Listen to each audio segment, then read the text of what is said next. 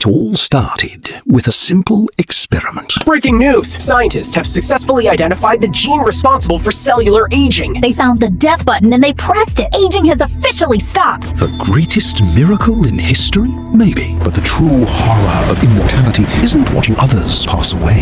It's the day your brain is forced to delete the face of your own mother just to make room for new memories. If we turn off the death button, Earth becomes an eternal prison. Every minute, 270 babies are born.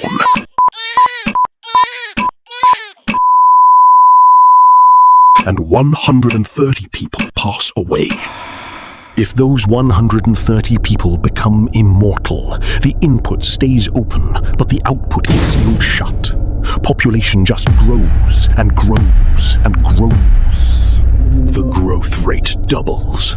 In just 10 years, the Earth adds a population equal to China and India combined.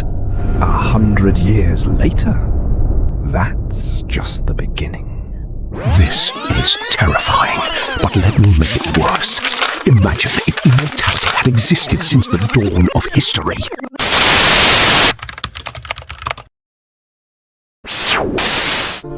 If no one had ever died, we would be facing the firstborn. People who watched the pyramids being built, debated with Aristotle, and witnessed the fall of empires. They aren't just humans anymore. They are living libraries of history. They own everything, the core information, the prime resources, and the world's wealth, accumulated over thousands of years. Someone who has been gathering power since the Stone Age will never share it with someone like you, who's only been around for 200 years. They become the owners of the Earth, the new gods. Now you might say Earth is big, there's room for everyone, but let me show you the math. To this day, about 109 billion people have passed away. If they were all immortal and alive today, there would be 117 billion humans on Earth. This means if we divided every square inch of dry land, from scorching deserts to frozen pools, among everyone, you'd only get a space of 35 by 36 meters to live in. And that's only if we make every corner of the planet habitable. But let's be real. I doubt the firstborn would even let you have those 35 meters. It would be a suffocating world. But wait, immortality has a bright side too. One that's pure science fiction. Imagine if every genius in history was still alive today.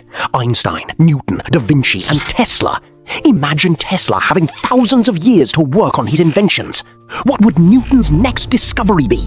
The pace of scientific progress would be so fast that by now we'd be traveling to other galaxies or even through time. But who would own this technology? The firstborn. The gap between them and billions of ordinary people would be wider than the distance from here to the sun. They would become the master race, and we'd be their eternal workers. A world where death is no longer a fear, but an impossible dream.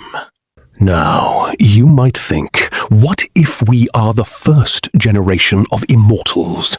We won't have the problems of the past. But no. If we are the first immortals, the economy will freeze.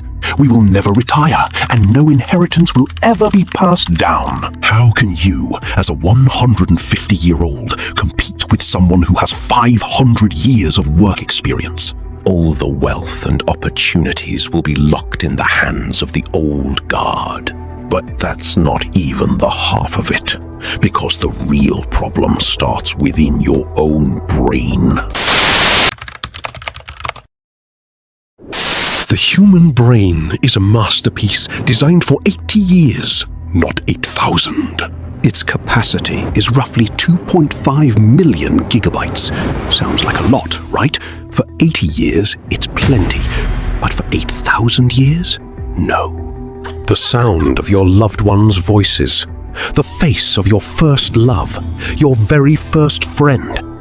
After a few centuries, your brain will start deleting old data to make room.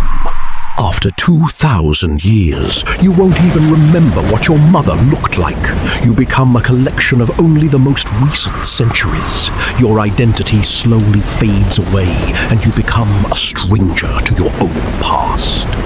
And this leads to a critical question. Who am I? We wake up every day with the motivation that our time is limited. If we had forever, that motivation would die. The phrase, "I'll do it later," and procrastination would become the pattern for billions of people. An eternal depression, like a boring movie that never ends. But all this bitterness reminds us of one great truth. Death, despite all its bitterness, is what gives our lives value and meaning. It is this limited time that forces us to move, to create value, and to build. Limitation is life. If you have a question on your mind, I'm here to make a video about it. So tell me in the comments. If you enjoyed this video, don't forget to like and subscribe. See you soon.